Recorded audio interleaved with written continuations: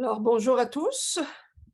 Vous savez donc, pour beaucoup d'entre vous, que ce séminaire en est à sa troisième édition. On poursuit toujours cette thématique qui porte sur les stratégies de l'illusion, sur la tromperie, sur le mensonge, en connectant deux domaines qui généralement ne se relient pas ensemble, qui est celui des arts trompeurs, de ce qu'on a appelé les arts trompeurs. Et je vais laisser aussi Jean-Marc un peu plus tard nous parler un petit peu peut-être des origines du groupe de recherche, notamment des arts trompeurs, qu'il a fondé en 2015 à Paris.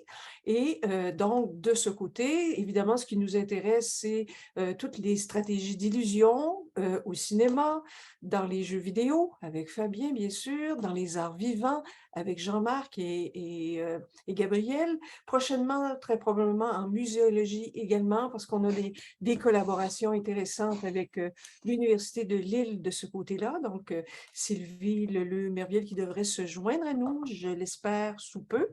Évidemment, dans le domaine du design, Guillaume qui se joint à nous, on va voir un petit peu la connexion Maxime Pigeon, avec la question du design, évidemment. Donc, cette question, on la connecte avec toute la question de la désinformation, évidemment, qu'on met sous l'égide des différents régimes d'autorité, de légitimité qui sont en train de se modifier profondément, comme on le sait, à travers l'écosystème numérique actuel. Donc, Aurélie qui est avec nous, qui travaille justement dans ce domaine précis.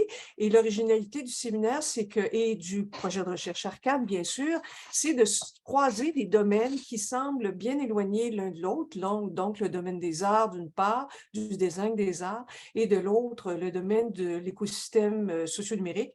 Mais on se rend compte qu'il y a beaucoup de points communs qui relient ces deux domaines, et notamment toute la question finalement des mécanismes cognitifs, je dirais, qui président finalement à notre vision ou à nos visions du monde, et qui nous amènent soit du côté de la fiction, bien sûr, ou encore de la désinformation. Une question qu'on s'est posée aussi dans tous nos travaux, c'est la différence entre une illusion et une tromperie, en se disant bien que lorsqu'on est dans le domaine des arts trompeurs, Jean-Marc va certainement pouvoir nous en dire, lorsqu'on est dans le domaine des arts trompeurs, il n'y a pas nécessairement supercherie, bien sûr, dans la mesure où le spectateur d'un spectacle de magie moderne, par exemple, sait très bien qu'une femme n'est pas coupée en deux, mais tout le jeu se trouve à essayer d'exposer justement cette supposée tromperie. Donc, on est dans le domaine de l'illusion et on n'essaie pas de convaincre le spectateur que la femme est vraiment coupée en deux.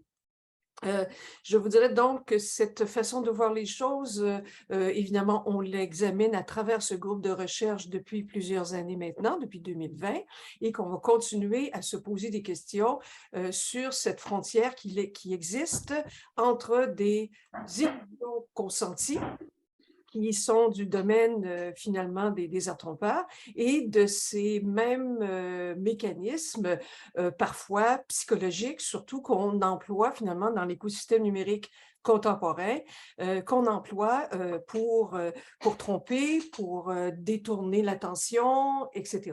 Et donc, ce sont ces questions qui nous intéressent, un sujet qui est tentaculaire, à l'image, si vous voulez, des objets qu'on essaie de voir ensemble.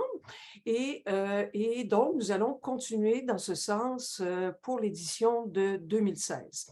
Alors,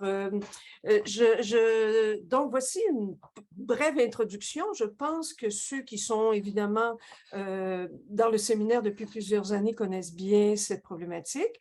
Je vais résumer un petit peu la formule qu'on emploie, et puis ensuite, je vais vous inviter à vous présenter et peut-être nous dire d'où vous venez, vos liens, vos intérêts de recherche, et comment vous connectez finalement à cette large problématique que nous sommes en train de regarder à travers le groupe de recherche Arcade. Alors, d'abord aussi, j'aimerais présenter, donc, qui est à ma gauche à l'écran, Gabriel Godin, donc Gabriel qui a son beau logo Arcade derrière, qui est doctorante avec Samuel Chonieszki de l'Université Paris 8 et moi-même. Donc, Gabrielle, qui est une membre très, très active de notre groupe, qui, dans les années passées, nous suit depuis un bon moment déjà, évidemment, qui fait sa thèse dans le domaine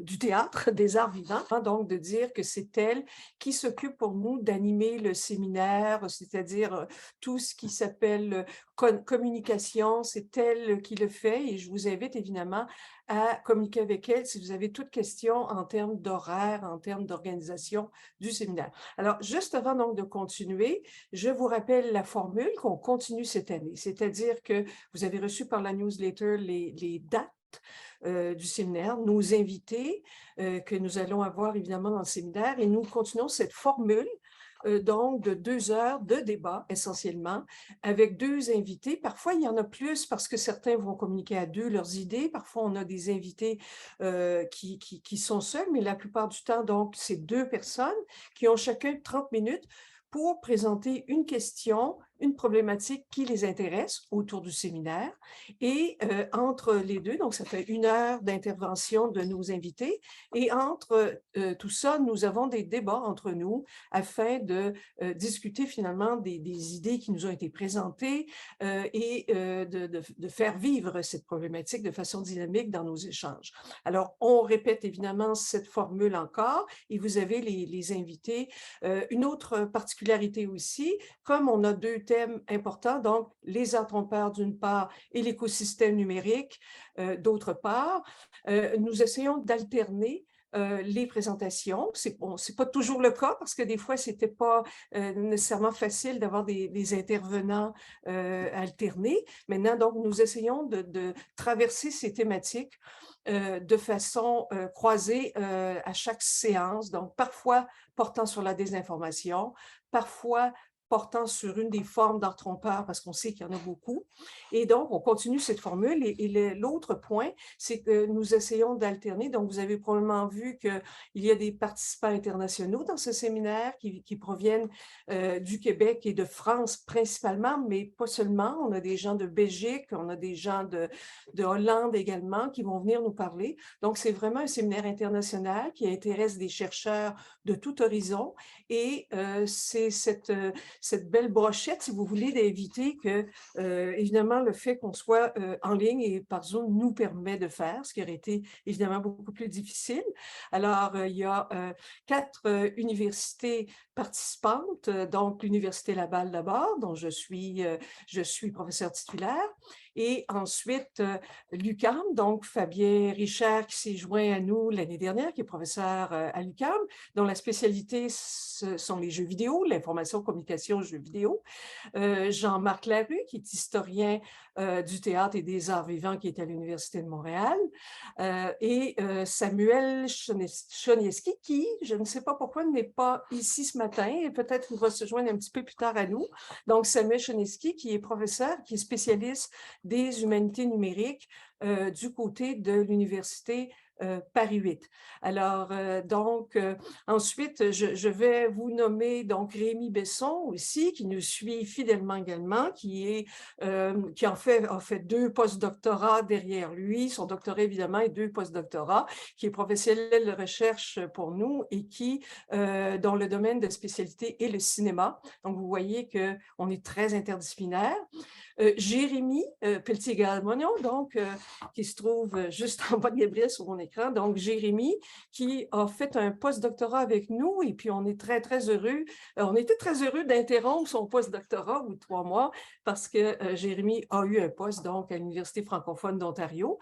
Alors, on est très content que tu sois là ce matin, Jérémy, et puis ça nous fait aussi, encore une fois, un lien intéressant avec ce qu'on appelle chez nous le reste du Canada, pour ne pas rentrer dans aucun débat politique. Mais du côté francophone, ce qui est vraiment bien. Et Aurélie Desfriches-Doria, donc, qui nous accompagne aussi depuis plusieurs années, qui a intervenu l'année dernière dans notre séminaire. Et donc, je suis très heureuse de te voir également, Aurélie, ce matin. et également Maxime Pigeon. Donc, je nomme ceux que je connais maintenant.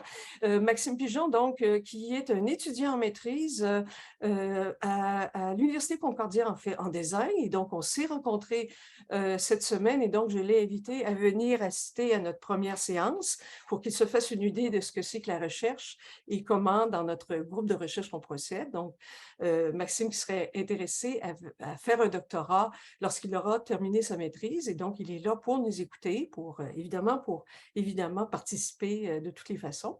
Alors, il me reste certaines personnes, donc Mathieu, Emmanuel Campon, Victoire et Guillaume, que je ne connais pas. Donc, alors, ce que je vais faire, si vous voulez, je vais inviter chacun donc à se présenter personnellement, à dire un petit peu ses intérêts de recherche, comment vous vous connectez au séminaire.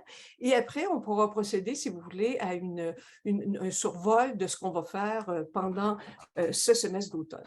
Alors, j'invite, écoutez, j'y vais vraiment dans le désordre. Peut-être Jean-Marc, est-ce que tu pourrais prendre la parole donc, pour présenter rapidement Jean-Marc? C'est Jean-Marc et moi qui avons ensemble concocté ce projet, donc ce projet qui est financé par le Conseil de recherche en sciences humaines du Canada et donc, dont je suis chercheur principal, mais pour moi, ça n'a ça a aucune signification parce que chacun des chercheurs qui sont dans ce projet sont des gens, des partenaires à part égale. Donc, Jean-Marc qui a écrit avec moi la subvention et je vais lui, et qui aussi, je le présente en disant que c'est lui qui a fondé un groupe de recherche international appelé les Arts Trompeurs, en France. En fait, j'étais à la réunion de fondation en 2015 et donc à Paris. Et puis, c'est à partir de ce travail que nous avons travaillé aussi dans un projet appelé Houdini sur des fonds de recherche du Musée McCord portant sur le magicien Houdini. C'est ce qui a éveillé, en tout cas de mon côté, mon intérêt prononcé sur notre thème de recherche et qui s'est ensuite amalgamé à un intérêt de politique, si vous voulez, de la scène sociale et politique actuellement, avec les stratégies de tromperie d'illusions qui sont présentes dans de nombreux domaines, comme on sait. Alors, je te laisse la parole, Jean-Marc. Oui, ben écoutez, d'abord merci et bonjour, bonjour à tout le monde et très très content qu'on reprenne cette troisième édition, qu'on commence cette troisième édition. Donc je suis, je vais prendre 2 minutes à peu près. Oui, oui, Allez, écoutez, hein, comme on est quand même un bon groupe, le temps que tout le monde, qu'on garde une d'accord, dynamique et puis après ça, chacun pourra évidemment intervenir. d'accord. Alors c'est ça, moi je suis professeur de théâtre au départ ici à l'Université de Montréal, théoricien en théorie du théâtre, histoire et théorie du théâtre, mais dès le début je fais partie de ce qu'on appelle dès le début, j'ai travaillé sur l'intermédialité. Je fais partie de ce qu'on appelle maintenant l'école de Montréal en intermédialité. Je fais partie des membres fondateurs en fait du noyau intermédiaire. On remonte aux années 90. Et donc mes approches sont à la fois dramaturgiques et intermédiales. Je m'intéresse bon, évidemment d'abord au théâtre, mais élargissant cela aux arts vivants et plus globalement aux arts maintenant. D'ailleurs, mon intervention qui va être à la fin du séminaire porte à peu près pas sur le théâtre, ça va être sur d'autres pratiques artistiques. Et de plus en plus aussi, tu viens de mentionner, tu as abordé la question de la muséologie, beaucoup la question des expositions également, qui a évidemment une dimension performative là, qui m'intéresse. Alors effectivement, c'est un long cheminement. Cette réflexion que nous avons commencé il y a plus que 10 ans déjà, presque 10 ans, je dirais, avec René et avec d'autres, mais avec René en particulier, qui a commencé en fait dans une équipe internationale qui portait sur le son au théâtre, qui était un groupe qui a été fondé par Marie-Madeleine Mervan-Roux, qui était au CNRS, et moi-même, il me semble que c'est en 2008 qu'on a commencé ça. De ce groupe-là est né un groupe un groupe international, donc que tu as mentionné, en 2015, qui s'appelle les Arts Trompeurs, qui a été cofondé, en fait, il y avait tout un noyau, mais les deux personnes qui ont animé ce groupe-là pendant quelques années c'est Giusy Pisano, qui est de l'École nationale supérieure Louis Lumière en cinéma à Paris. Donc Giusy et moi qui avons un peu piloté le projet. Ce groupe-là, qui est une nébuleuse en fait, hein, c'est à peu près 150 chercheurs d'un peu partout, chercheurs et chercheuses d'un peu partout, qui traitent des arts, mais de différents points de vue et selon différentes disciplines. Euh, la, la nébuleuse est un peu entrée en léthargie à cause de la pandémie, mais je pense que maintenant, ça va redémarrer. Alors voilà, personnellement, dans la question des, euh, par rapport au séminaire, les questions qui m'habitent le plus en ce moment, sont des questions qui ont beaucoup été provoquées ou alimentées par mon attachement de plus en plus grand à ce qu'on appelle les nouveaux matérialismes, ou théories relatives au nouveau matérialisme, qui ouvrent d'autres perspectives sur des objets sur lesquels on travaille depuis longtemps et qui nous intéressent. Mais en gros, ce qui vraiment m'anime en ce moment et me motive beaucoup, c'est la question je vais dire ça comme ça, c'est un peu maladroit, mais vous allez comprendre, c'est le degré de tromperie et le degré de consentement. Donc, est-ce que la tromperie existe vraiment est-ce qu'il n'y a pas toujours une forme de consentement? Donc, ça rejoint beaucoup de théories de la réception, etc., dont je vais parler. Comme je disais, ça déborde le champ du théâtre, où là, il y a une convention. Au départ, quand on va au théâtre, on sait qu'on va voir une fiction, quoi, une création, mais ça déborde beaucoup de choses. Donc, je vais parler euh, dans le cadre du séminaire, je vais parler de deux pratiques que j'ai trouvées, enfin, oui, deux pratiques sur lesquelles je travaille beaucoup en ce moment. Une qui est un groupe de créateurs multidisciplinaires canadiens qui ont été très actifs des années 70 à 87. Euh, Ils ont terminé en 87 parce que deux des membres, c'est un trio, deux des membres sont décédés du sida. Donc c'est aussi, on est déjà dans le pré-queer, là. Et ce groupe s'appelle General Idea, idée générale. Et également, je parlais de Lascaux, Lascaux, de la grotte de Lascaux, qui relève aussi de ce phénomène de tromperie, de consentement, etc., etc. Donc voilà, j'étais un peu long, mais en gros, voilà. Merci. Merci beaucoup, Jean-Marc. Donc, peut-être un mot pour dire que ce projet, donc aussi, entre la Fondation des Arts Trompeurs et celui-là, donc, a amené un autre projet du Conseil de recherche en sciences humaines, donc sur Houdini, comme je vous le disais, qui va revenir peut-être par la petite porte ou par la grande porte à l'intérieur de notre projet. Alors, je continue le tour de table et j'invite Fabien à présenter ses travaux et ses intérêts dans le cadre de notre groupe de recherche. Oui, enchanté. Bonjour à toutes et tous. Alors, moi, je suis donc Fabien Richert, professeur à l'École des médias de l'Université du Québec à Montréal. Alors, mes intérêts portent notamment sur, on va dire, pour faire court, les multiples rapports que de nombreux objets techniques comme les jeux vidéo, les médias numériques, l'intelligence artificielle peuvent entretenir avec le monde social. Donc, c'est très, très, très, très large.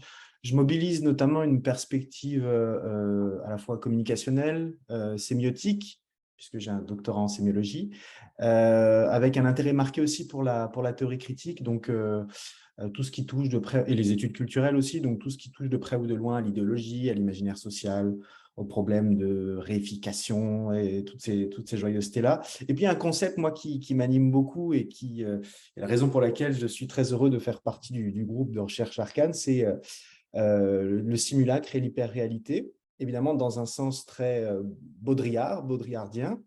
Alors moi, en fait, en rejoignant le groupe, bah déjà, je connais René depuis quelques années déjà.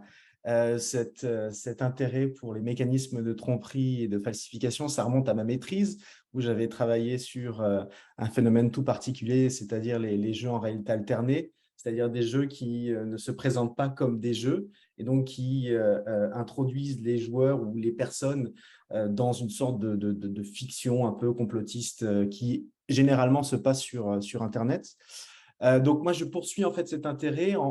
Ce qui m'intéresse le plus, c'est analyser donc les phénomènes de tromperie et de simulation en focalisant un petit peu sur la logique d'esthétisation en fait de certaines œuvres de fiction, essentiellement jeux vidéo, mais j'aime bien aussi la littérature et le cinéma. Donc une logique d'esthétisation qui cherche à brouiller en quelque sorte le cadre, on dit le cadre pragmatique qui détermine généralement l'entrée en fiction, quoi. J'avais dans les premières éditions d'Arcane, je m'étais intéressé à notamment une œuvre qu'on peut classer dans le nouveau matérialisme ou dans le néo-matérialisme, Cyclonopédia de Reza Negarestani, une œuvre qui mélange de la théorie, de la fiction, c'est du réalisme spéculatif. Donc j'ai beaucoup travaillé là-dessus. Il y a, je l'espère, un article qui va sortir bientôt. Et un autre aspect donc, qui m'anime et qui fera l'objet en fait de ma présentation la semaine prochaine d'ailleurs. Donc c'est les personnages virtuels, relatifs à des univers vidéoludiques, mais ça concernera aussi les bots, enfin bref, les assistants virtuels intelligents. Ça, c'est l'un des chantiers de recherche que je monte actuellement. Alors, non, a priori, on s'en reparlera à René, mais a priori, j'aimerais présenter une partie d'un article qu'on a écrit ensemble avec René sur les effets de présence. Donc les différentes techniques et stratégies qu'utilisent des créateurs de jeux vidéo, mais je sortirai aussi de l'univers des jeux vidéo pour donner l'illusion que des personnages s'animent, conversent avec des joueurs ou des personnes qui sont confrontées à ces technologies-là et leur donnent donc l'illusion qu'ils existent pour de vrai. Donc ce sera probablement de présenter des effets de présence. C'est René initialement qui a travaillé là-dessus avec d'autres personnes. Et je présenterai aussi, je pense, en deuxième partie, parce que je l'articule à ça, l'idée ça c'est Jérémy qui m'a entendu beaucoup parler de ça ces derniers mois, d'interpellation algorithmique. Donc l'idée, c'est de voir comment en fait ce rapport qu'on peut entretenir avec des personnages virtuels passe par des logiques d'interpellation. Donc, interpellation pensée du point de vue de Louis Althusser, qu'il a utilisé pour aborder et critiquer l'idéologie. Donc, voici un petit peu le programme moi, que je vais proposer la semaine prochaine. Merci beaucoup, Fabien. Alors, j'aimerais inviter Sylvie Lelumerviel, donc, qui s'est joint à nous ce matin, alors, qui est à l'Université Polytechnique de Hauts-de-France. Et donc, nous avons des contacts de recherche, Sylvie et moi, depuis déjà pas mal d'années, depuis 2016, où j'ai été invitée à plusieurs reprises au laboratoire d'Avisou de Harambert qu'a dirigé très longtemps Sylvie.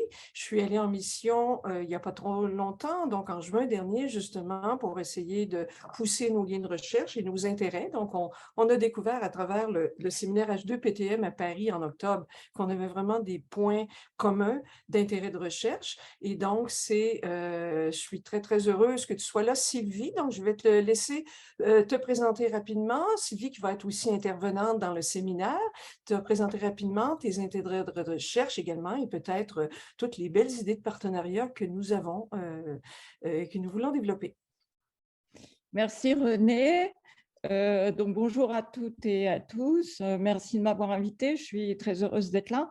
Donc comme le disait René, je suis professeure. Alors moi en sciences de l'information et de la communication à l'Université Polytechnique Hauts-de-France qui est à Valenciennes en fait, dans le nord de la France, près de la frontière belge. Donc j'ai un parcours pour ma part un peu atypique puisqu'en fait je suis ingénieure à la base et j'ai une thèse de doctorat en automatique où il y a bien longtemps j'ai travaillé sur les tout premiers systèmes de synthèse d'images et sur le début de l'arrivée du numérique dans la production des images et des sons. Et ça m'a conduit assez rapidement à dévier des systèmes techniques proprement dits à la question du sens, c'est-à-dire qu'est-ce que le spectateur fait avec tout ça et comment il construit du sens à partir des sollicitations perceptuelles auxquelles on l'expose. Donc, c'est à ce moment-là que j'ai basculé en sciences de l'information et de la communication, qui est en France une discipline de sciences humaines et sociales. Donc, vous voyez à un bout quelque chose de très technique et très ingénierie, et à l'autre bout, vraiment une dimension sémiotique, cognitive et très centrée sur l'humain. Donc, j'ai fondé, comme le disait René, le laboratoire en design visuel et urbain, où on travaillait donc dans une perspective vraiment de concepteur, designer. On travaillait sur 2 objets essentiellement, du fait de la composition du laboratoire, les médias d'un côté, donc à la fois le broadcast télévisuel et le cinéma essentiellement, et de l'autre côté, le bâtiment et les environnements urbains. Donc, ce qui faisait une équipe composite avec des architectes qui conversaient régulièrement avec des réalisateurs et des gens qui travaillaient sur la fabrication des images. Donc, voilà, en parallèle avec ce laboratoire, j'ai dirigé une formation qui est aujourd'hui intégrée à l'INSA, donc qui est l'Institut national des sciences appliquées. C'est une école d'ingénieurs. Et à Valenciennes, dans l'INSA Hauts-de-France, nous avons un parcours ingénieur de l'audiovisuel et des médias. Et c'est d'ailleurs le seul parcours ingénieur reconnu en France. Donc, l'ancrage technique et l'ancrage surtout de conception reste très présent dans mes approches. Je m'intéresse aux artefacts que l'on soumet à un récepteur en lui proposant ce que j'appelle une expérience médiatique, puisque moi, je travaille sur les médias. Et donc, nous avons découvert avec René que nous avions des points communs, ça on le savait depuis longtemps, depuis qu'on s'est rencontrés, mais qu'en fait, on converge sur une problématique qui prend de l'ampleur actuellement, qui est en effet le mensonge dans ses constructions. Bien évidemment, dans le broadcast et dans le cinéma, les effets spéciaux, les trucages numériques règnent en maître. Aujourd'hui, lorsqu'on voit un plan, sa qualité au cinéma, par exemple, sa qualité technique est telle qu'on n'est pas capable, simplement au visionnage, de dire si ça a été tourné vraiment dans les lieux ou si c'est un fond vert avec une incrustation d'un décor qui en réalité est un fake, donc est mensonger. Lorsqu'on part sur les réseaux sociaux, on tombe sur les problématiques de fake news, de personnages qui prétendent avoir une vraie existence, mais qui en réalité sont complètement construits, des bots et de leur possibilité de mentir à des publics. Donc voilà pourquoi je rejoins aujourd'hui le projet. Nous avons travaillé avec René sur cette perspective lorsqu'elle est venue à Valenciennes au mois de juin. On a obtenu un cofinancement de thèse qui a été sélectionné par le Conseil régional Hauts-de-France. Donc, on devrait avoir un nouveau doctorant ou une nouvelle doctorante qui rejoignent l'équipe très prochainement. Et je vais intervenir donc au mois d'octobre sur les construits de sens à partir d'images. Et voilà, je suis prête à répondre à vos questions quand vous en aurez. Merci.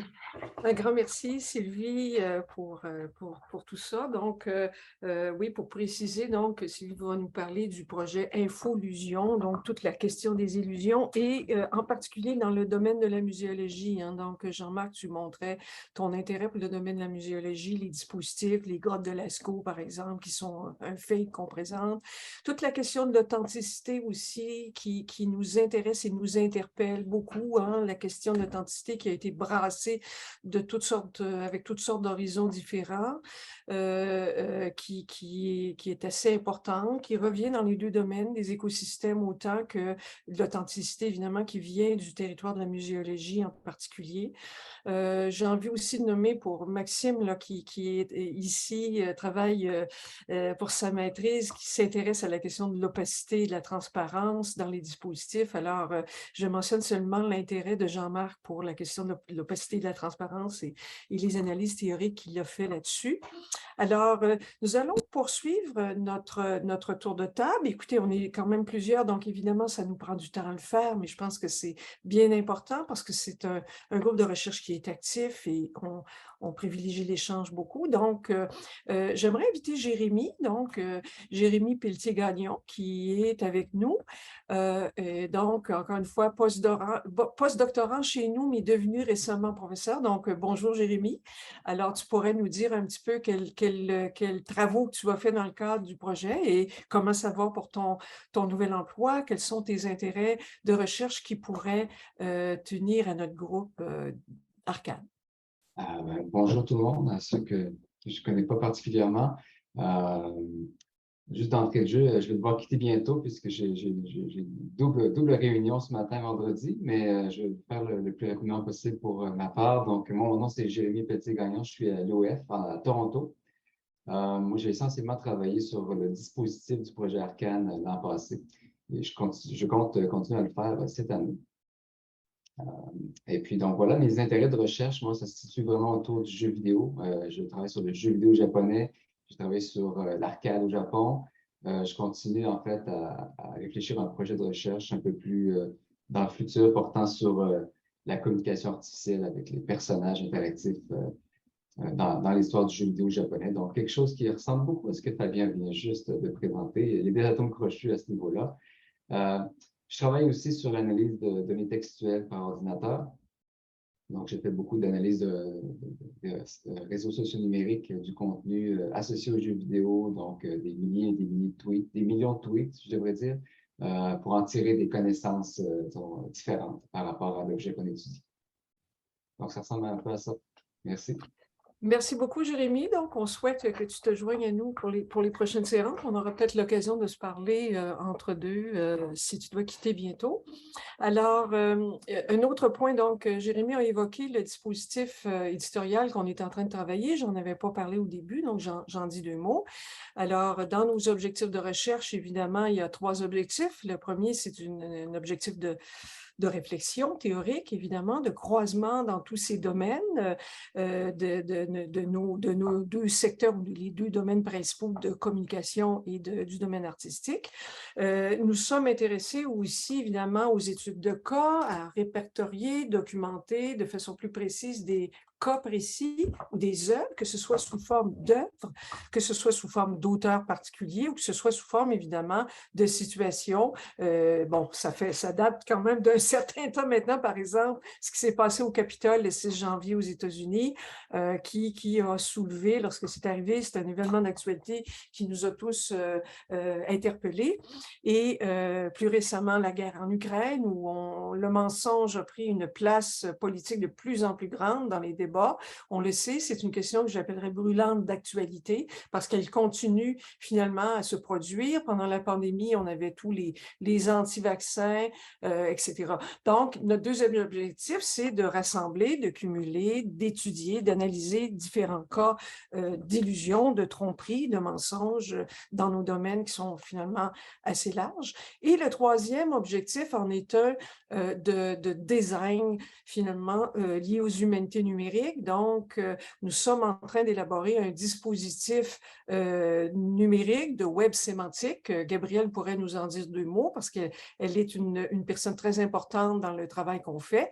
Elle a travaillé de près justement avec Jérémy. Le post-doctorat de Jérémy portait justement sur l'actualisation, le développement de ce dispositif que nous continuons à faire tout au long. Donc, évidemment, dans le séminaire, on n'en parle pas directement, mais c'est la raison pour laquelle on a un intérêt marqué pour les dispositifs d'éditorialisation, bien sûr, et pour les liens entre le design et les humanités numériques. D'ailleurs, je me rappelle que c'est là où j'ai fait connaissance de Sylvie en 2017, lorsqu'il y a eu un colloque de H2PTM qui portait justement sur la question du design et des humanités numériques. Alors, cette question nous intéresse beaucoup.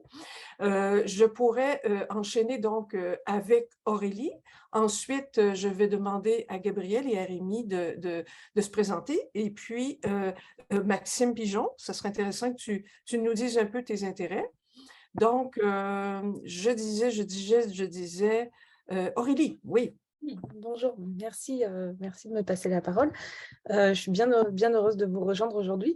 Donc, j'essaye de résumer un peu ce que je fais. En ce moment, je suis un peu en train de tenter de préparer l'HDR, donc je suis un peu au milieu du gué, d'autant que je me remets au travail après quelques mois d'arrêt, puisque je viens d'avoir un bébé. Donc, je disais, en gros, le déroulé un peu de ces travaux que j'essaye de mener depuis maintenant 8 ans, ça commence par des travaux sur l'analyse et la cartographie des controverses, avec une dimension qui vise à modéliser les arguments. Donc, rien que cette partie-là, ça m'a pris un bon moment. Et en même temps, j'ai essayé de mettre ces travaux autour de l'analyse et de la cartographie des controverses et la modélisation des arguments au service du fait de produire de l'esprit critique chez les étudiants à travers des enseignements où je produis des enquêtes réflexives autour de ce que les étudiants parviennent à comprendre de ce que je propose. Donc ça, c'est le premier pan. Et ça se poursuit un petit peu aussi autour de travaux sur les processus de formation des opinions avec... pardon, j'ai un truc qui sonne, je ne sais pas ce que c'est. Voilà. Donc des travaux autour des processus de formation des opinions avec une dimension un peu citoyenne, donc un peu politique aussi, dans ces domaines-là. Récemment, j'ai commencé à travailler aussi sur la frontière entre la fiction et la factualité. Donc, en gros, comment l'information médiatique est mise en scène et le rôle des dispositifs de communication dans ce cadre-là et du coup, les processus de réception qui vont avec. Donc, ça, c'est une partie aussi que je travaille en ce moment. Donc, tout ça aussi s'inscrit un peu dans une dimension littératique de l'information, donc une dimension de décodage des modalités de production et de réception de l'information. Quelle est la lisibilité de ces process de production? Quelle est la maîtrise nécessaire de ces environnements numériques et la connaissance nécessaire pour décoder finalement comment l'information est fabriquée? Donc tout ça se rapporte aussi à cette dimension littératique autour des cartographies de controverses, etc., avec des dimensions visuelles, puisque les controverses, ce sont des outils visuels qui peuvent servir de médiation dans le cadre d'une controverse. Et enfin, je travaille aussi avec une association qui est l'association Corpora, dont en fait je suis maintenant présidente, qui est une association qui vise le développement d'un outil d'analyse textuelle qui s'appelle Prospero, qui a été fabriqué par un sociologue il y a bien longtemps maintenant, mais dans les années 80. On est actuellement en train de refondre ce logiciel et d'en développer une version 3. Donc, c'est un logiciel qui permet d'analyser les opinions qui circulent dans des textes avec des volumes de texte assez intéressants quand même. Et dans ce cadre-là, on travaille aussi avec quelqu'un qui s'appelle Alexandre Delanoë, qui est le créateur de Gargantext, qui est un logiciel aussi en cours de développement, qui lui va traiter et proposer des traitements d'analyse textuelle avec des traitements pas très courants, avec la possibilité de regarder la généalogie des concepts à travers une série de plusieurs milliers de textes, voire de millions de textes. Voilà, et dans ce cadre-là, ça s'inscrit cette partie-là dans le domaine un peu des humanités numériques et puis finalement des questionnements réflexifs autour de comment ces analyses textuelles elles sont menées, la lisibilité finalement des traitements qui sont menés à travers des algorithmes, des calculs et des résultats visuellement présentés. Comment finalement tout ça peut aussi travailler la question de la preuve et comment finalement, quand les calculs sont pas clairement, explicitement lisibles, on a des problèmes de fabrication de cette preuve scientifique autour de l'analyse des opinions et des controverses. Bon, je ne sais pas si je suis claire, je suis désolée si ce n'est pas le cas. Je m'arrête là parce que je ne veux pas occuper trop de temps. Non, on voit très bien que c'est un sujet qui, encore une fois, nous intéresse tous, hein, question des controverses. Encore une fois, c'est toutes les dynamiques de médiation aussi qui se font à travers l'écosystème numérique qui nous intéresse. Donc, Aurélie, merci beaucoup d'être là ce matin pour encore une fois, qu'on puisse faire ce suivi de recherche. Je vais inviter donc Gabriel à nous parler maintenant. Donc, peut-être nous dire 2 mots sur la thèse que tu développes, parce que Gabriel développe sa thèse. Elle a récemment modifié son orientation de thèse pour tenir compte, donc elle est dans le domaine des arts vivants, dans son cas, donc évidemment proche de la muséologie dans un sens, et évidemment notamment pendant la pandémie, Gabriel devait travailler sur des méthodes, avec des méthodes d'entrevue, de terrain, tout ça. Donc, je t'invitais, Gabriel, aussi justement à communiquer avec Sylvie, qui a beaucoup développé ce type d'approche de réception. Maintenant, ça a été très difficile. Vous comprenez pourquoi pendant la pandémie, ça a mis à mal le travail de données, de collecte de données de Gabriel grandement, parce que c'était vraiment difficile, et surtout dans le domaine du théâtre, des arts vivants, où les gens en avaient plein comme ça à seulement essayer de survivre dans le fond. Hein. Alors, pour cette raison, on a un petit peu changé. Donc, cet aspect est encore important dans la thèse de Gabriel, mais vient chercher surtout la question des besoins en amont des communicateurs ou des médiateurs. Donc, elle s'intéresse aux médiateurs dans le domaine des arts vivants et à travers le système d'éditorialisation, dont justement, qui est celui d'Arcane. Alors, Gabriel, je te présente un petit peu, mais je te laisse la parole. Oui, voilà, donc je n'ai plus à présenter mon projet de thèse, vous le connaissez déjà. Sinon, pour le projet Arcane, comme a dit René, je travaille beaucoup à l'organisation de la communication, donc je mets à jour en fait les actualités, les informations sur le site web, que je vous encourage fortement à aller consulter, parce que vous pouvez même aller voir, en fait, vous avez peut-être remarqué, chaque séance en fait est enregistrée et puis sont mises en ligne sur le site web, donc vous pouvez voir également les séances des années précédentes, du moins de l'automne, ça j'en suis certaine, vous pouvez toutes les regarder, puis celles que vous avez manquées pour ce séminaire-ci, au fur et à mesure, à chaque semaine, je vais les mettre en ligne également. Donc voilà, si vous avez des questions concernant le séminaire, pour assister, ou même des questions un peu plus vastes autour d'Arcane, vous pouvez m'écrire à contact@arcane.ca, c'est l'adresse à laquelle je vous envoie toutes les infolettres. N'hésitez pas, puis dans le cas où je ne pourrais pas vous répondre, je vais vous référer à la personne qui saura vous donner les informations requises. Autrement, rapidement, j'ai travaillé également avec Jérémy et je continue actuellement, et avec Rémi également, avec Jean-Marc, avec René, en fait, avec tout le monde de l'équipe finalement. Je travaille beaucoup au modèle d'éditorialisation qu'on fait actuellement. Donc, on travaille avec OMEKS, qui est une base de données sémantique, et on essaie de voir comment est-ce qu'on peut organiser des textes, des documents, des concepts, des idées, des arguments, voilà, à travers notre modèle, donc, qui est ouvert à la recherche, donc ouvert à la communauté de chercheurs éventuellement. Donc là, on est toujours au projet assez prototypal à l'intérieur de l'équipe. Mais l'idée, c'est de faire circuler l'information, de pouvoir cumuler les savoirs pour avoir un certain terrain de connaissances collectives. Donc voilà, on travaille à ça actuellement. On aura probablement plus d'avancées dans les semaines qui viennent et dans les mois qui viennent également. Donc, n'hésitez pas si vous avez des questions par rapport à ça, et je ne saurais trop quoi dire de plus présentement, mais je suis certaine que vous en saurez plus au courant des prochaines séances. Merci beaucoup, Gabrielle. Alors, peut-être pour compléter, donc, je parlais de ce dispositif d'éditorialisation qui met en œuvre les méthodes de web sémantique. Tous ceux qui sont dans les domaines des humanités numériques, Aurélie, Sylvie, évidemment, ce sont des terrains connus, notamment Sylvie dans son dernier projet qu'elle a fait, Mémomine, où elle a travaillé à exploiter des données d'archives venant de la mine d'Arambert. Hein. C'est intéressant de dire que le laboratoire que Sylvie a fondé, c'est fondé finalement sur des mines, sur une véritable territoire de mineurs, et c'est là où le tournage du film de Claude Berry, Germinal, s'est fait. C'est intéressant de le dire. Donc, il y a toute une histoire vraiment passionnante de ces mineurs.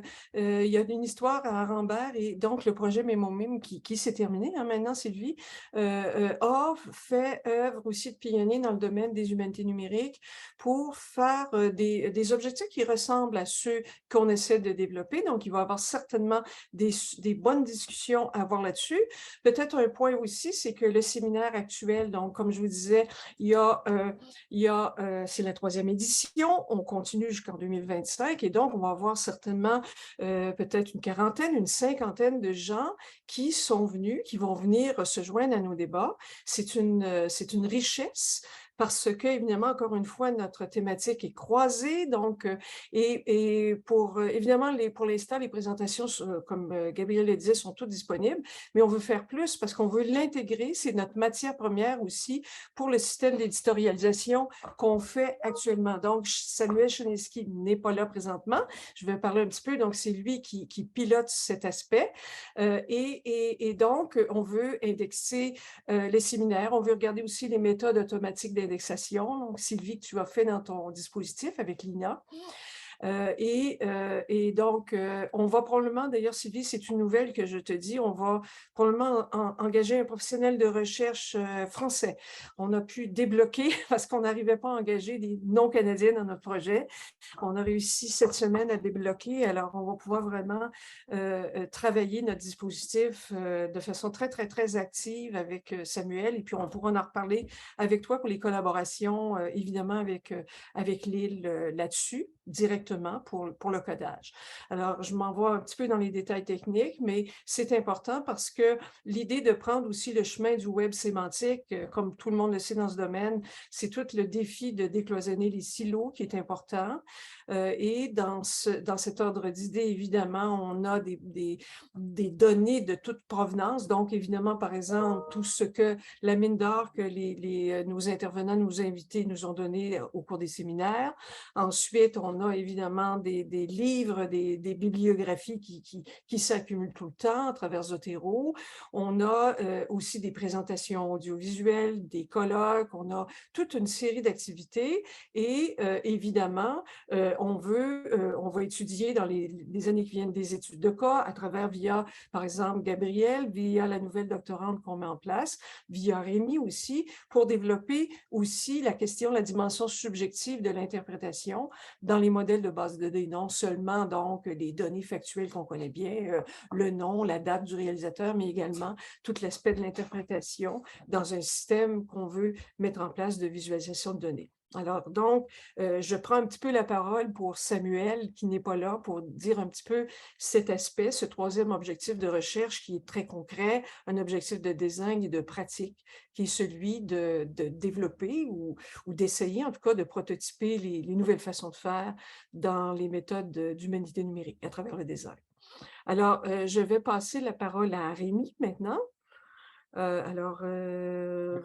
Rémi Besson, qui est, comme je disais au début, donc fort de plusieurs postdoctorats derrière lui au cinéma. Donc, je te laisse, Rémi, parler, qui va intervenir aussi dans le séminaire cette année.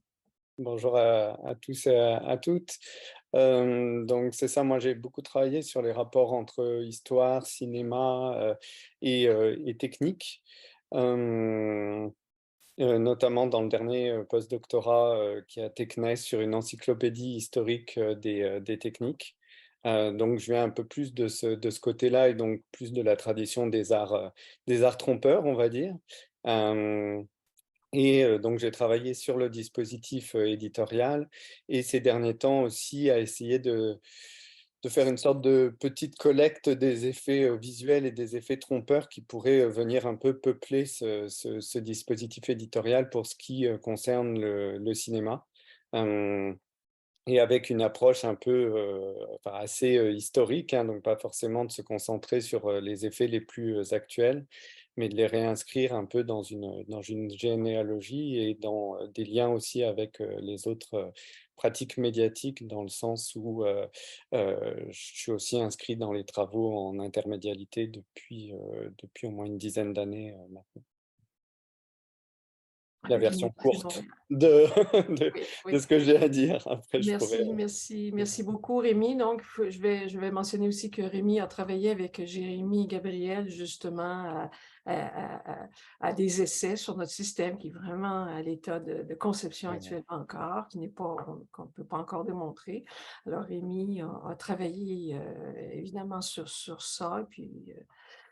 Donc, je vais aller rapidement des présentations étudiantes.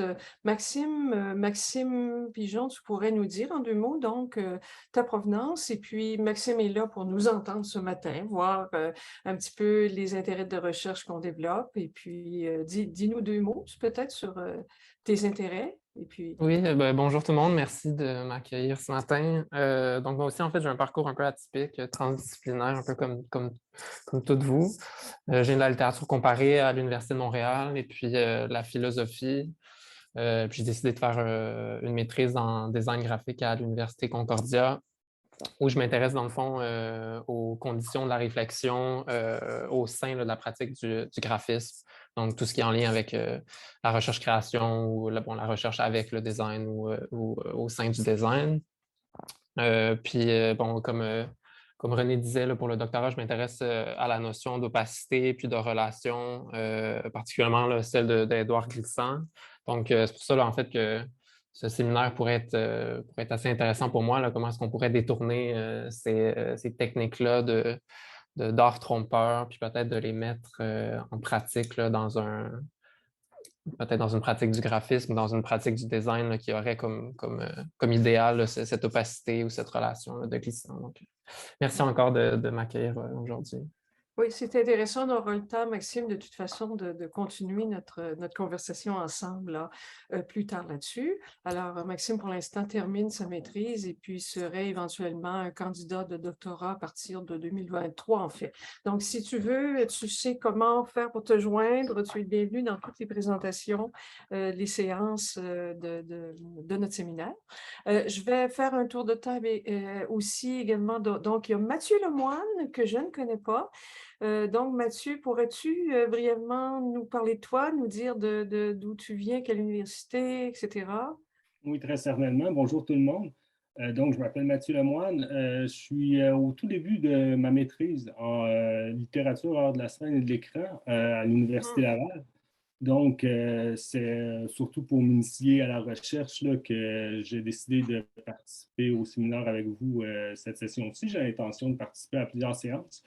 Je m'intéresse au théâtre invisible d'Augusto Boal. Donc, je voyais un certain rapprochement, c'est-à-dire par rapport aux frontières de la fiction, puis peut-être en le voyant comme une certaine forme d'art trompeur, peut-être. J'ai eu l'occasion de voir les séances de la session dernière, en fait d'automne 2021, pardon, sur le web. J'ai trouvé ça extrêmement intéressant. Donc, je suis très heureux d'être avec vous aujourd'hui, puis pour le restant de la session, possiblement. Avec qui tu travailles, Mathieu? Avec Carole Nadeau. Avec Carole, d'accord. D'accord. Alors, Emmanuel Campo, maintenant, pourrais-tu nous donner un peu ton point d'intérêt pour le séminaire, d'où tu viens, etc.? Oui, avec plaisir. Mon nom, c'est Emmanuel. Je suis à la maîtrise en cinéma à l'Université de Montréal, en recherche-création avec Frédéric Dallaire-Tremblay. Je travaille essentiellement dans l'installation audio et visuelle. Je travaille avec des haut-parleurs atypiques que j'installe avec surtout la thématique, la recherche de la voix, puis du lien avec la voix, le lien intime avec la voix. Donc, quand je dis haut-parleurs atypiques, c'est surtout des excitateurs mécaniques. Bref, c'est des gugus de l'ultradirectionnel, puis également des choses que je construis de toutes pièces, des modes de diffusion pour essayer de reconstruire un peu l'environnement, le dispositif avec un grand D, là, comme un band du cinéma. Donc, toujours une perspective cinématographique. Cette pratique-là, je voulais la jousser à la situation en Ukraine actuellement. Et donc, c'est ce qui fait le pont, je crois, avec le cours en ce moment. Et c'est pourquoi j'ai demandé d'être auditeur libre pour ce séminaire. C'est vraiment parce que j'ai beaucoup de considérants politiques, bien que mon approche soit essentiellement phénoménologique. J'ai des considérants qui sont un peu en cul-de-sac dans ma démarche de recherche. Et je crois que je pourrais avoir des pistes intéressantes ici à l'intérieur de ce séminaire-là. Donc, je suis déjà observateur, puis je pense que c'est un point d'intérêt ou d'apport que je peux amener dans le séminaire. Je suis un observateur extrêmement assidu et global de la situation en Ukraine en ce moment, là, à raison de plusieurs heures par jour, puis sur des enjeux diversifiés aussi, sur des plateformes diversifiées, avec toujours la limite de ma compréhension du russe ou de l'ukrainien. C'est quoi le rapport avec le son? Est-ce qu'il y a un rapport avec le son?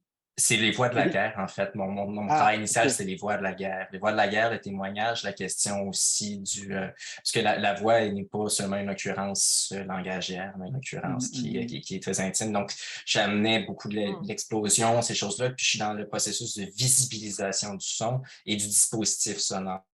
Donc, j'amène dans le son visible, dans la vidéo musique. Donc, c'est plus là, le pont n'est pas encore totalement construit entre les deux sujets.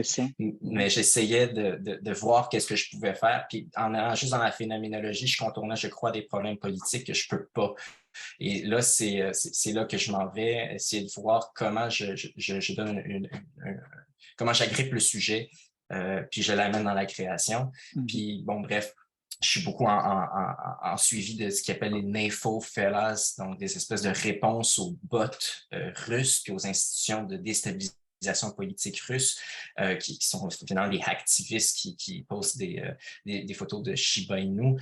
Je suis en grand suivi aussi de la réception puis de la lecture des sanctions occidentales envers la Russie. C'est toutes ces questions-là qui arrivent. Et bien sûr, surtout, mon observation est autour de l'intelligence de source ouverte, donc l'OSINT qui appelle le recoupement d'informations qui se fait en source ouverte pour valider ou pas des informations qui sont données par les canaux officiels, qui soient ukrainiens ou russes ou occidentaux. Donc, c'est des canaux qui en eux-mêmes ont leur biais, qui en eux-mêmes ont leur parti pris, mais qui cherchent à construire la vérité. Fait que toute la mécanique de construction de la vérité, d'assimilation de la vérité, d'admission, de concession de la vérité, c'est des questions qui me tricotent en ce moment pour moi. Emmanuel, c'est extrêmement intéressant vraiment ce que tu nous dis, puis cet intérêt pour la guerre d'Ukraine, je pense que tout le monde, on a évidemment beaucoup d'intérêt, et puis quand c'était arrivé aussi, il s'agissait de taper Poutine et mensonges et voir sortir tout plein de choses du web, évidemment. J'ai envie de dire, c'est un intérêt très grand que j'ai aussi personnellement, je pense Sylvie également, on en a parlé en juin, parce que c'est un cas d'actualité extrêmement fort dans l'ère qu'on a appelé la post-vérité, de ce jeu avec la vérité. Puis j'aurais peut-être des petits conseils de lecture à te donner tout de suite qui m'ont passionné cet été. D'ailleurs, un petit roman, je pense que j'ai pris à Lille au Furet. Alors, un petit roman qui s'appelle de Vladimir Fedorovski, c'est un auteur que je conseille, qui s'appelle Le roman vrai de la manipulation. Alors, ce qui est intéressant, c'est que le titre, et puis lui-même était un ancien familier des arcanes du Kremlin qui a intervenu, on l'appelait un James Bond soviétique, influençant le président Kennedy. Donc, il a travaillé avec des agents de la CIA et tout, qui a été mêlé à la sphère et qui appelle son livre « Le roman vrai de la manipulation », pour montrer comment l'actualité actuelle qui met le focus sur la Russie, finalement, a des frontières débordantes avec la fiction, une chose que, évidemment, Fabien et moi, on s'intéresse depuis très longtemps aussi. Toutes les questions de conspiration. Donc, s'il y a des théories de la conspiration, il y a aussi des vraies théories. Donc, ce roman qui est assez fascinant, puis qui montre un lien, justement, encore une fois, avec la littérature puis l'actualité. Et je ne peux pas m'empêcher aussi de remettre ce livre aussi de Vladimir Volkov. Je ne sais pas si vous le connaissez. C'est un livre que j'avais lu il y a plus de 20 ans, Le montage de Vladimir Volkov, qui est assez passionnant. Donc, un livre qui a fait l'actualité littéraire, mais il y a 25 ans, début des années 80, qui est absolument passionnant, qui est l'histoire d'un agent littéraire qui est un influenceur en France, russe d'origine, et moi, je l'ai trouvé passionnant parce qu'après l'avoir lu 20 ans plus tard, je ne pouvais m'empêcher de penser à l'actualité contemporaine et de voir qu'en 80, il y avait presque un Trump et un Poutine qui étaient anticipés dans ce livre, mais de montrer que ce n'est pas d'hier non plus, que ces techniques se sont faites. Donc, c'est sous forme de roman.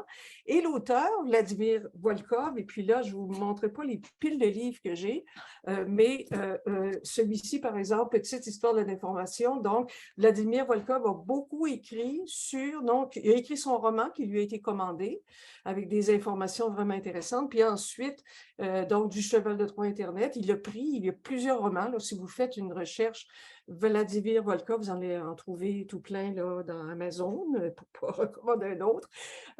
Il est donc un auteur, Fedorovski et Volkov, que j'ai finalement dévoré cet été. C'était vraiment tout à fait intéressant. Alors, c'est ce que Emmanuel, les choses que je peux te donner. Et puis, pour ce qui est des guerres, aussi un petit roman, je pense que je l'avais pris en France aussi, qui s'appelle Stratagème, Duperie, tromperie, intoxication pendant la Seconde Guerre mondiale, qui était aussi un agent secret du temps de Churchill, qui n'a pas pu rien dire avant très longtemps, évidemment, parce qu'il était tenu au secret. Et ça moi, ce que j'ai trouvé fascinant dans ce livre, c'est de montrer comment, même pendant la guerre mondiale, il y avait des mélanges entre cinéma et réalité. On allait commander à des compagnies de cinéma, par exemple, de faire des dispositifs de tromperie afin de détourner les cibles des combats. J'ai pensé à ça en Ukraine récemment, justement, qu'on a fait une déviation exactement comme ça, qui se fait depuis très longtemps. Donc, on annonce qu'on va attaquer à tel endroit et puis on détourne l'attention de l'ennemi vers autre chose. Et dans la Deuxième Guerre mondiale, il y avait des avions de carton construits, des fausses manœuvres sur le terrain, des exemples magnifiques de tromperie, en fait, d'un sujet malheureusement tragique, mais et qui existe encore maintenant. Alors, ça m'a... Emmanuel, je fais cette parenthèse parce que je trouve ton sujet absolument intéressant et ça serait vraiment intéressant si tu poursuis avec nous pour cette question. Alors, il nous reste Victoire, Madeleine, Guillaume, Michèze. Alors, pour Guillaume, bonjour, je suis un ancien élève en humanité numérique de Samuel et d'Aurélie. J'ai suivi le séminaire l'année dernière et les sujets qui sont discutés ici m'intéressent, particulièrement les écosystèmes socio-numériques. Je voulais donc renouveler l'expérience. Je ne fais pas de recherche, j'étais chef de projet numérique apprenti pour Gallica à la Bibliothèque nationale de France. Alors, merci beaucoup pour cette présentation, Guillaume. Ça va vraiment intéressant. Puis, bien sûr, tu es invité à suivre nos activités, tout ça, d'intervenir. Et puis, donc, il y a Victoire, Madeleine non plus, qui ne peut pas communiquer, hein, ce que je comprends, qui est étudiante à la Sorbonne Université et qui est intéressée par le sujet. Donc, Victoire également, tu es la bienvenue. J'aurais un mot à dire. Vous voyez que c'est un séminaire un petit peu hors norme dans un sens où c'est un séminaire de projet de recherche, hein, d'abord et avant tout, qu'on a fusionné, qui se trouve à un séminaire aussi qui peut inviter des étudiants inscrits. On n'en a pas beaucoup parce qu'il faut se faire connaître et tout, mais je m'adresse peut-être à Mathieu Lemoine qui est à l'Université Laval. Je voulais savoir, Mathieu, si tu as l'intention de suivre le séminaire en tant qu'auditeur libre ou en tant qu'étudiant inscrit. Non, c'est bien en tant qu'auditeur libre, oui. OK, parfait. Parce qu'en fait, si tu avais voulu le suivre, je pense que dans la lettre newsletter Arcane que tu as reçue, il y avait tout le descriptif. Donc, bien sûr, tu peux t'inscrire. Les activités sont exactement les mêmes. Si tu veux, évidemment, obtenir des crédits, disons-le. Mais notre séminaire intéresse souvent des doctorants et des gens qui n'ont pas besoin de crédit, qui viennent par pur intérêt. Donc, je pense que c'est vraiment intéressant. Maintenant, je voudrais dire aux professeurs, inviter tous les professeurs qui sont présents, à ce que le séminaire aussi, vous pouvez l'intégrer si vous souhaitez dans vos propres cours pour des séances particulières. Donc, à chaque semaine, évidemment, Gabrielle nous fait parvenir une lettre sur les thèmes. On va regarder rapidement notre feuille de route et vous pouvez les intégrer et inviter vos propres étudiants à assister. Vous voyez, c'est très facile, comme auditeur libre, ou l'intégrer, si vous voulez, dans une problématique de vos cours. Donc, je vous invite à le faire. Et ce qui se passe dans le séminaire, effectivement, c'est qu'il y a une mouvance de gens qui viennent. Philippe Uzeil de l'Université de Lille qui a intervenu l'année dernière et puis qui venait souvent, Angelina également. Donc, vraiment, toute une série aussi des collègues qui ont intervenu les autres années. Je pense à Aurélie, bien sûr, qui est là ce matin, mais tous les intervenants, donc on en a une vingtaine qui viennent. Je pense à Christian Desilets aussi, donc qui venait souvent dans certaines séances, alors qu'on sait qu'on a des horaires extrêmement chargés, bien sûr. Alors, donc, je vous dis que c'est possible et pour les étudiants également. Si vous voulez inviter des auditeurs libres, vous êtes tout à fait libre. Vous voyez, c'est très facile. Je vais faire un tour quand même assez rapide parce que vous l'avez déjà en main, des séances qu'on va avoir. Donc, aujourd'hui, évidemment, c'est une rencontre qu'on fait ensemble. Ça vous donne une idée donc de ce que le groupe de recherche fait. Pour ceux qui sont étudiants, qui voudraient en savoir plus, on se réunit, nous, à l'intérieur de l'équipe aussi, une autre fois dans la semaine pour faire avancer nos travaux. Donc, n'hésitez pas à communiquer avec Gabrielle si vous avez un intérêt pour ces travaux qui se font. Alors, les résultats vont nous arriver un jour, mais c'est très lent, le temps de la recherche. Alors, la semaine prochaine, donc, c'est Fabien Richard et moi-même qui faisons la première présentation qui va porter sur les simulacres, les figures de l'automate et les personnages virtuels au cinéma et dans les jeux vidéo. Alors, Fabien et moi, comme il l'a dit tout à l'heure, on travaille sur ces sujets depuis longtemps. Effectivement, Fabien avait fait sa maîtrise avec moi il y a bien des années de ça, ou plus de 10 ans, je pense, portant sur les jeux en réalité alternée, mais s'intéressait aussi je l'ai fait travailler comme étudiant sur les théories de la conspiration il y a au moins 2013, hein, alors ça fait un bout.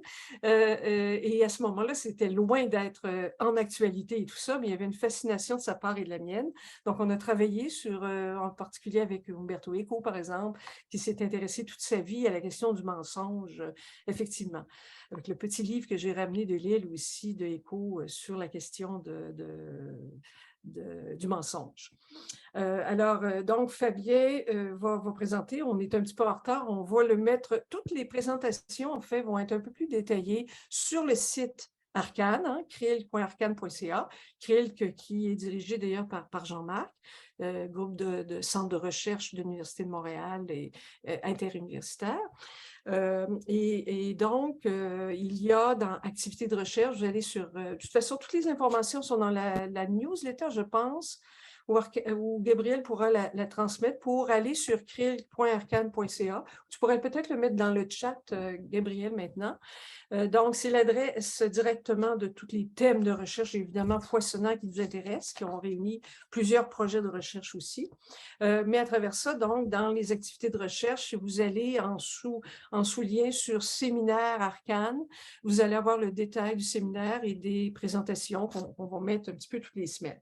Donc, comme on le disait, moi, j'ai travaillé sur la question des automates et des personnages virtuels depuis des années. Je me suis intéressée beaucoup à travers les personnages de synthèse, notamment en cinéma, à cette question. Et récemment, évidemment, j'ai été intéressée, comme beaucoup d'entre nous, par les deepfakes en particulier. Donc, comme on sait, ces imitations algorithmiques absolument stupéfiantes qu'on peut faire, soit de personnages politiques, donc on sait qu'on les a fait de plusieurs personnages politiques, mais aussi de médiation en muséologie, par exemple avec Salvatore Dali, qui a été fait pour ressusciter Salvatore Dali. On parle beaucoup de ressusciter des acteurs qui sont décédés maintenant, donc, c'est ce thème, mais en même temps que j'aborde aussi de façon intermédiaire, donc à travers toute cette riche histoire des automates, évidemment, qui remonte à très longtemps, comme on le sait. Alors, ça, c'est la semaine prochaine. Vous allez donc avoir plus d'informations. Fabien et moi, on doit travailler pour ça. Ensuite, le 7 octobre, un sujet qui va porter sur la désinformation dans les écosystèmes socio-numériques. Donc, Marcello Vitali Rossetti, que plusieurs d'entre vous connaissent, bien sûr, hein, qui est titulaire de la chaire de recherche sur les écritures numériques à l'Université de Montréal, et Nicolas Soret, qui est un ancien étudiant de l'Université de Montréal, qui est maintenant, depuis très peu, professeur à Paris 8. Hein. Donc, probablement qu'Aurélie, tu as dû croiser Nicolas. Donc, Nicolas a un intérêt particulier justement pour les dispositifs numériques. Il va travailler avec Samuel également. Et donc, il va nous présenter un point de vue. Je n'ai pas le détail encore, ça va venir bientôt, de leur titre et résumé. Pour plusieurs d'ailleurs. Le 14 octobre, hein, je ne me trompe pas sur l'horaire, Sylvie, c'est bien ça.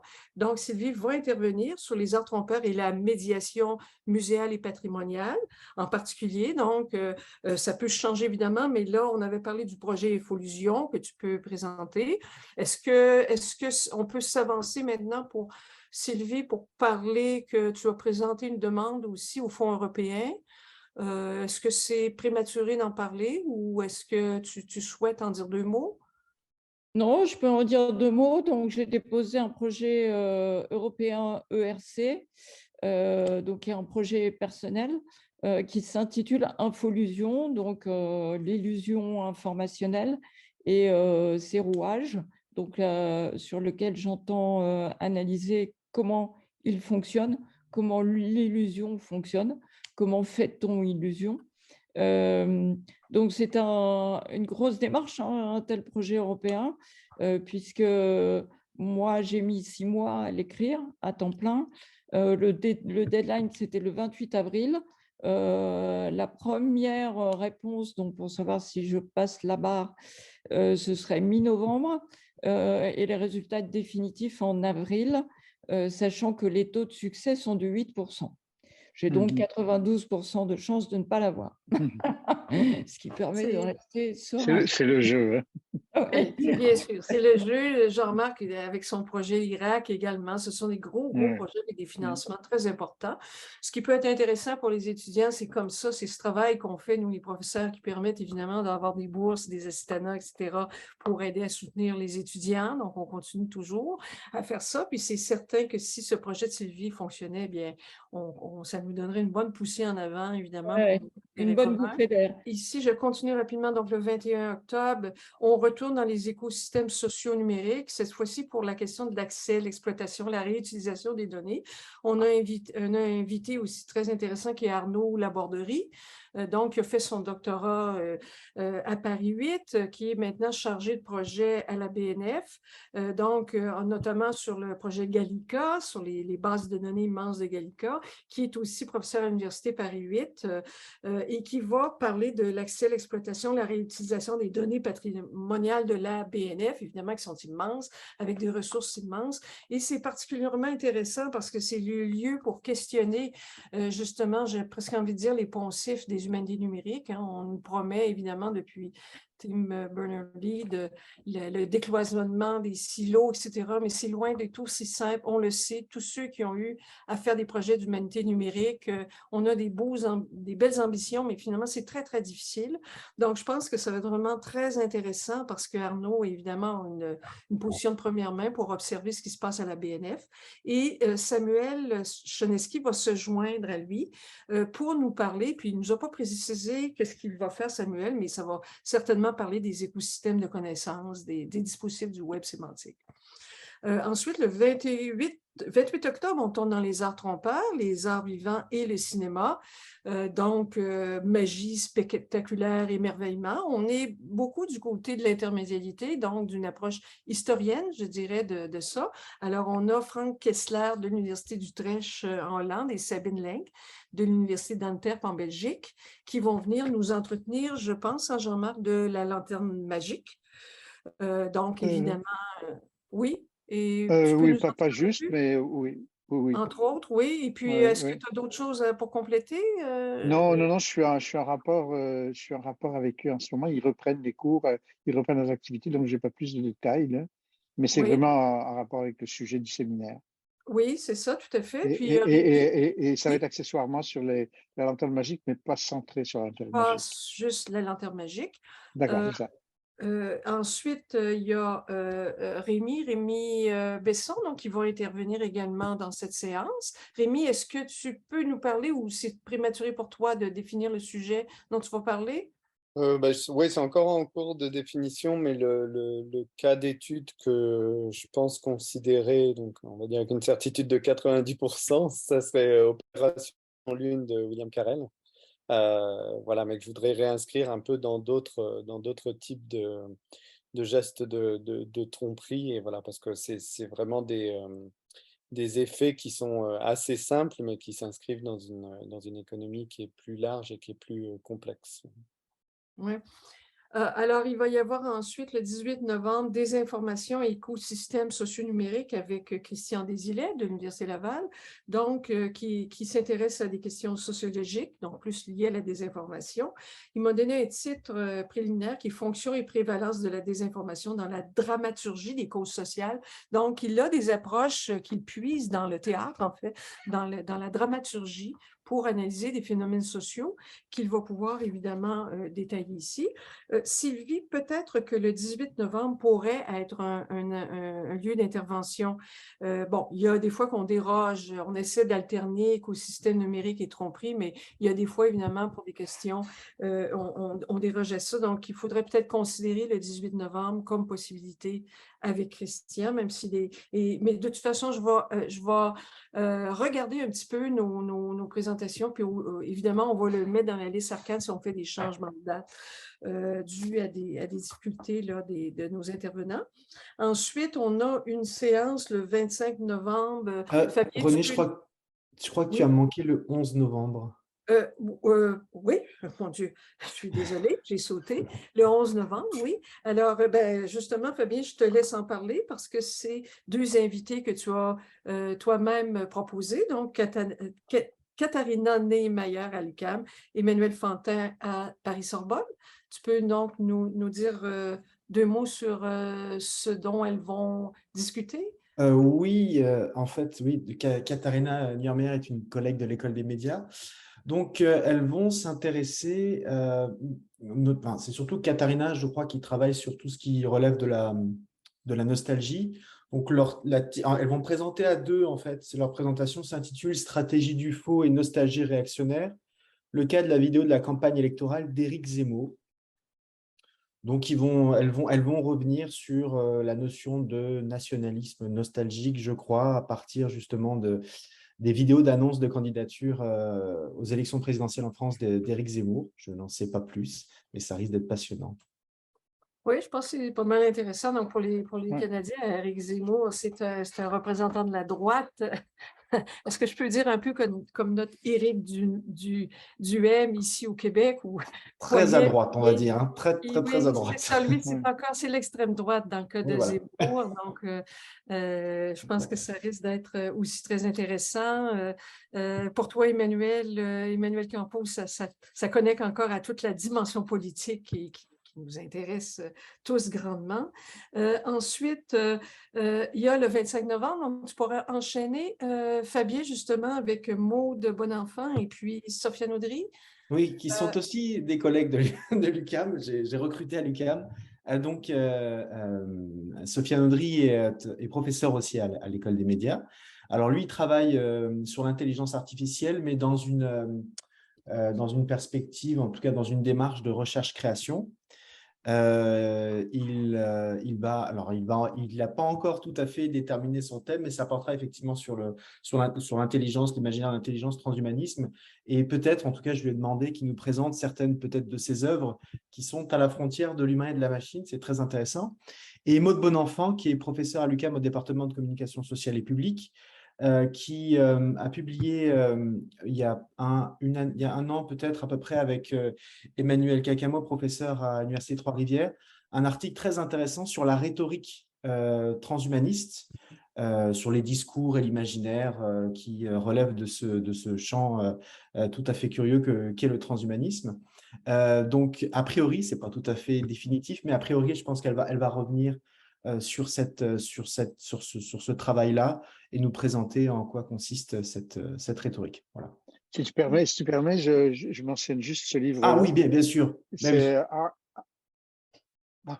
Art in the Age of Machine Learning. C'est le livre que Sofiane vient de publier aux presses du MIT. Oui, et préfacé, je crois, par Joshua Bengio. Oui, c'est exactement ça. Ouais. Voilà. Oh, c'est intéressant, ça. Oui. Donc, évidemment, toute la question de l'intelligence artificielle à travers Fabien, moi-même, j'y m'intéresse également, est absolument intéressante pour notre groupe parce que c'est vraiment la technologie par excellence contemporaine qui permet justement de faire des mécanismes de tromperie comme on en a rarement vu. Et donc, ensuite, le 2 décembre, on a les controverses dans l'écosystème socio-numérique et aussi les tromperies dans les arts vivants. Donc, on a croisé, peut-être qu'on pourrait rapidement, je vous dis, réunir la présentation de Jean-Marc avec celle de Sylvie. Je vais voir un petit peu le jeu de domino parce que les deux portent sur les arts trompeurs. Jean-Marc a travaillé, Sylvie aussi, justement, sur la question des grottes de Lascaux. Je pense qu'il y aurait une famille intéressante. Et là, à ce moment-là, si tu veux le noter, c'est le 2 décembre. Maintenant, dans le jeu de domino, il y avait Manuel Zacade aussi qui était invité de l'Université Paris 8 aussi, donc qui s'intéresse aux controverses. Aurélie, tu dois le connaître aussi. Et donc, il nous a été signalé par Samuel. C'est mon directeur de thèse, Manuel Zacade. Ah, c'était ton directeur de thèse. Et puis, en fait, il me semble l'avoir rencontré quand j'ai fait mon intervention à RIPDM en octobre, où il avait fait toute une controverse autour de Gérald Bronner, entre autres. Donc, je me rappelle de lui par cette controverse qu'il a établie, qui était presque... En fait, je ne m'avancerai pas là, mais une guerre personnelle, j'avais l'impression, quand j'étais en train de faire mon intervention. Alors, ça risque d'être intéressant. Et donc, on verra si on peut changer un peu, hein, Jean-Marc et Sylvie, le jeu de domino pour que vous ayez une rencontre. Donc, est-ce que, Sylvie, de ton côté, le 2 décembre serait possible? Je te confirme dans 2 secondes. Oui, ou tu peux un petit peu après. Et puis enfin, le 9 décembre, donc on voulait avoir une rencontre avec Manuel Zacade et Sophie GL, mais elle n'était pas disponible d'eux, donc on l'a placé le 9 décembre. Et donc, Sophie GL, peut-être Aurélie, tu peux nous en parler, tu la connais, hein, je pense, parce Oui, que c'est Samuel qui oui. nous a suggéré. Donc, il est à Alors, Paris 8 aussi, hein? alors Sophie GL, donc elle est professeure à Paris 8 en infocom, plutôt dans le laboratoire SEMTI qui est plus orienté communication que le laboratoire paragraphe. Actuellement, elle mène une recherche sur la connaissance des droits liés au numérique et pour les jeunes. Donc ça, c'est une partie des recherches. Moi, j'ai écrit le projet avec elle, mais je n'ai pas pu mener le projet parce que j'étais trop en arrêt. Ensuite, elle a travaillé, elle a fait un super bel article dans la revue Attic récemment. Je ne sais pas si vous entendez derrière moi, il y a un peu de bruit. Désolée. Qu'est-ce que je disais? Elle a fait un très bel article où elle raconte un travail qu'elle a mené avec des étudiants autour d'une analyse du film The Social Media qui est passé sur Netflix et qui, voilà. Donc, elle a fait un travail très intéressant de déconstruction des dimensions anxiogènes de ce film The Social Media avec des étudiants pour retravailler cette mise en abîme finalement de ce film qui parle des médias sociaux, des algorithmes, enfin de toutes ces grosses firmes qui nous captivent nos données et tout ça, et qui donc fait un documentaire tout à fait anxiogène sur leur méthode, tout en le diffusant sur une plateforme qui est donc une émettrice, donc concernée vraiment par ce qu'il racontait. Donc, elle a fait ce travail-là qu'elle a publié dans la revue Attic, qui est une revue du laboratoire d'ICEN, donc le laboratoire qui est dirigé par Manuel Zaclade, dans un numéro que je dirige du coup avec Samuel Zoniecki sur les enjeux, je ne me rappelle plus le titre du numéro, je suis vraiment désolée, je pourrais vous redonner ça, les enjeux de l'information, enfin en termes d'esprit critique, etc. Je peux vous redonner le titre précisément ou peut-être par mail éventuellement. Et donc, elle a fait cet article-là, je pense que c'est intéressant et je pense que sa méthode même avec les étudiants pour la déconstruction et tout ça, du point de vue méthodologique, il y a aussi des apports. Et je pense que ça gagnerait à être reproduit comme expérimentation, peut-être sur d'autres contenus, comme par exemple l'autre film qui est hyper anxiogène. Mais si c'est celui-là, je ne sais plus. Il y en a un autre, je crois, qui est sorti. Excusez-moi, je suis un peu confuse là. Je suis désolée. Je vais m'arrêter là. Oui, alors merci beaucoup. Donc, oui, ça nous donne la figure. Je vais terminer en disant aussi que le 9 décembre, on avait prévu que c'était des présentations étudiantes seulement. Maintenant, pour des raisons de domino, d'horaire, comme je vous disais, on a demandé à Sophie, elle n'était disponible que le 9 décembre, mais on va aussi faire des présentations étudiantes. Donc, on est en formule auditeur libre, hein, beaucoup, comme vous voyez. Donc, ce serait intéressant si Mathieu, Emmanuel, Guillaume et également Maxime, vous voulez intervenir, c'est tout à fait libre à vous. On aura le temps d'en parler. Mais si vous avez l'envie de parler de vos travaux, ça serait vraiment une occasion de le faire. Ça fait 2 lignes dans votre CV, comme on dit toujours, nous, les professeurs. Alors, donc, si vous voulez accrocher vos intérêts de recherche, nous consacrons donc cette séance du 9 décembre. On n'aura pas 2 invités, on va avoir un seul invité qui vous permettrait de prendre la parole. Alors, si ça vous intéresse de le faire, évidemment, comme c'est le 9 décembre, vous avez le temps d'y penser. Et puis, Gabriel pourra communiquer avec Gabriel là, si vous avez un sujet que vous voudriez parler. Alors, que ce soit Mathieu, Emmanuel, Maxime, Guillaume, je pense que vous avez certainement beaucoup de choses intéressantes à nous dire.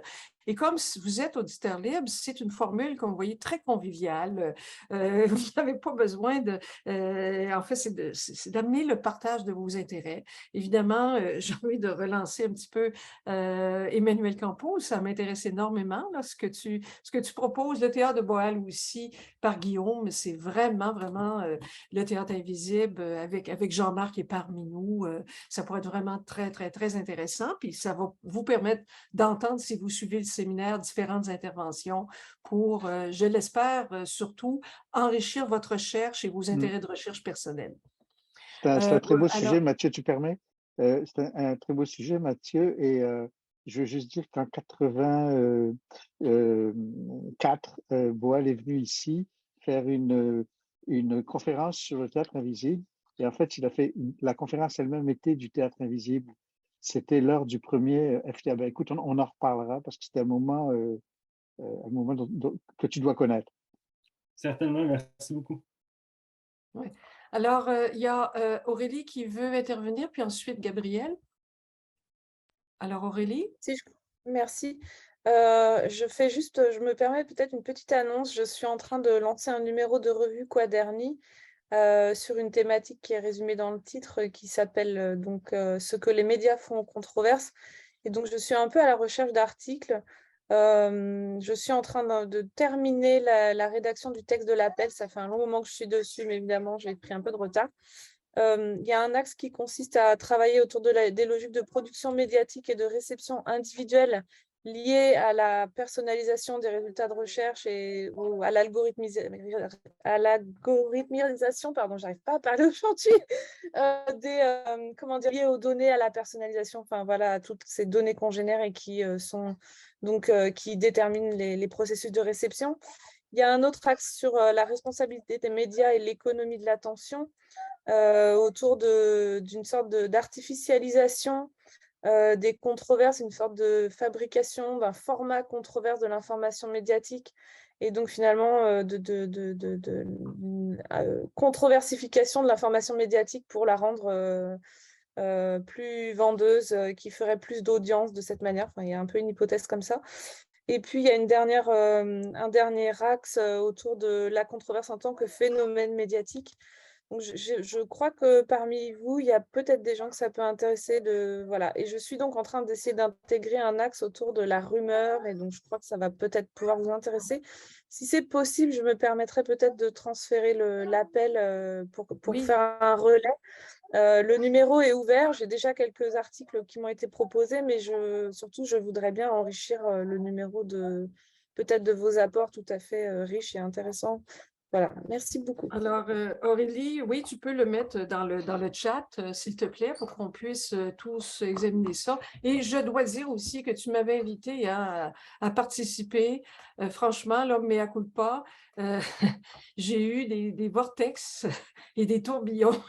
On a tout ça, il n'y a pas de problème. Le texte de l'appel, il faut que je le retouche un peu avant la diffusion. Donc, je dois le refaire valider par le comité de la revue avant de le diffuser. Mais dès que c'est prêt, je vous transmets. Oui, très bien. Et puis, en fait, je suis contente d'apprendre que c'est encore d'actualité, finalement, parce que je suis vraiment en retard à te répondre. Et puis, j'en suis désolée aussi. Alors, bien contente d'avoir cet appel de proposition. Je vais essayer de te répondre assez rapidement. Je sais que ça peut intéresser plusieurs d'entre nous, Fabien, Sylvie, toute cette question, évidemment, et tout le monde, quoi.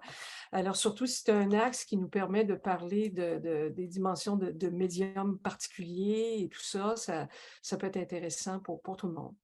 Alors, écoutez, je pense qu'on a fait vraiment un très, très beau tour de table. Vous voyez le caractère interuniversitaire, hein, à la fois des gens qui participent et puis des invités. On a quoi? 7, 8, je ne les ai pas comptés là, mais universités différentes qui participent au Québec, tant au Québec qu'en France. Et puis, pour nous aussi, peut-être le mentionner, le dispositif éditorial, on va plus lentement qu'on voudrait, mais on aimerait qu'il serve aussi de plateforme pour nous aider à mutualiser nos recherches sur nos intérêts communs. Encore une fois, c'est une véritable pieuvre.